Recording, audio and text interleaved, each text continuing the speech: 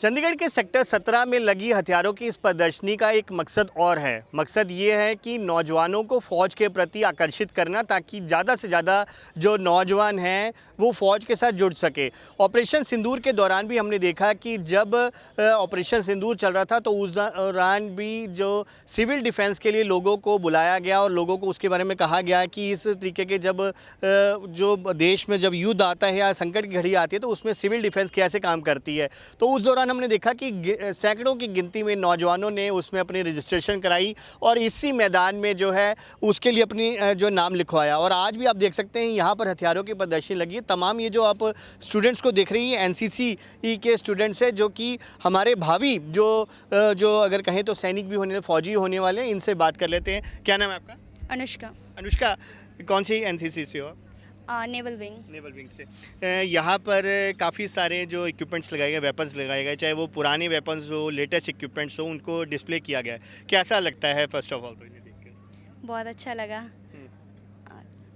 अब एक नया जज्बा भरने की भी कोशिश की जा रही है। आप जैसे जो एस्पिरेंट्स हैं जो कि अब आगे फ़ौज में जाएंगे, उनके लिए भी एक सुनहरा मौका है इस तरीके से हथियारों के बारे में जानकारी लेने का। क्या कहना चाहेंगे? Yes sir. तो अच्छा लगता है यहाँ पर? Yes sir. तो इसी के प्रोग्राम्स कितने ज़्यादा इफ़ेक्टिव होते हैं, इम्पोर्टेंट होते हैं? यस सर, काफ़ी मोटिवेशन मिलता है इन चीज़ों से आर्मी में जाने के लिए। यस सर, काफ़ी मतलब बढ़िया लगा देख के। Yes sir. तो कोई स्पेशल कोई इक्विपमेंट के बारे में आपने जानकारी ली, वेपन के बारे में जानकारी ली है जो कि काम आने वाली है आपके आगे? सर, ड्रैगनॉफ के बारे में ली थी, एसवीडी, और वो बहुत अच्छी लगी मेरे को। कैरी करने में भी लाइट थी और लॉन्ग रेंज के लिए यूज़ होती है जो। सर वो मेरे को पर्टिकुलरली बहुत अच्छी लगी। अब वॉर मैन टू मैन तो रही नहीं है, टेक्नोलॉजी बेस्ड होती जा रही है। अभी हमने ऑपरेशन सिंदूर में भी देखा कि सारी टेक्नोलॉजी बेस्ड थी। चाहे रशिया और यूक्रेन के बीच में जो वॉर हो रही है वो भी रशिया जो टेक्नोलॉजी के ऊपर ही चल रही है। और भविष्य में भी जो भी वॉर होगी उसमें भी कुछ इसी तरीके के लेटेस्ट इक्विपमेंट्स यूज़ होंगे। उसके बारे में भी कोई जानकारी आपने ली है जो यहाँ पर डिस्प्ले किए गए? सर अभी मैंने यहाँ पे एक ड्रोन देखा जो कि बहुत ही मतलब रिमोट कंट्रोल ड्रोन था और ग्रेनेड कैरी करता था। उसका पेलोड भी काफ़ी ज़्यादा था, तो वो मुझे लगता है फ्यूचर है आर्मी के लिए। और बहुत सारे ऐसे वेपन्स देखे मैंने, नाम कुछ कुछ का याद है, बट ओवरऑल आई थिंक बहुत सारे सब सही हैं। आप क्या कहना चाहेंगे इन वेपन्स को देख? सर ये वेपन्स मतलब डिस्प्ले कर रही है इंडियन आर्मी, तो सर हमें मोटिवेशन मिलता है इससे कि हम इंडियन आर्मी में ज्वाइन करें।